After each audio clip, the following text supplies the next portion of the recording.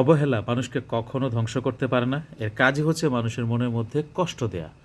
মানুষকে ধ্বংস করে অতিরিক্ত আদর আর সীমার বাইরে মানে পরিমাণের থেকেও বেশি যত্ন। এই ২ টা জিনিস মানুষকে সম্পূর্ণরূপে একটা সময়ের পর ধ্বংস করে দেয়। আপনি যদি কাউকে অবহেলা করেন, সে একটা সময় পর গিয়ে আপনার উপরে প্রচণ্ড ক্ষেপে যাবে, আপনার উপরে রাগ করবে, গোস্সা করবে, ক্ষোভ জন্ম নিবে আপনার বিরুদ্ধে। কি বলে?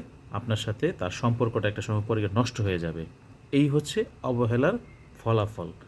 কিন্তু আপনি যদি কোনো একটা মানুষকে বা যে কাউকে অতিরিক্ত আদর করেন, তার দোষ ত্রুটি চোখের আড়াল করেন, সেগুলোকে আপনি ধরতেছেন না বা সেগুলো আপনি সমাধানের চেষ্টা করতেছেন না, শুধু আদরই করে যাচ্ছেন বা যত্নই করে যাচ্ছেন, যত্নই নিয়ে যাচ্ছেন, দেখবেন একটা সময় পরে সে তার নিজেরও ক্ষতি করবে, পাশাপাশি আপনি সহ বা আপনার আশেপাশে যারা আছে তাদেরও সে ক্ষতি করে ছাড়বেই।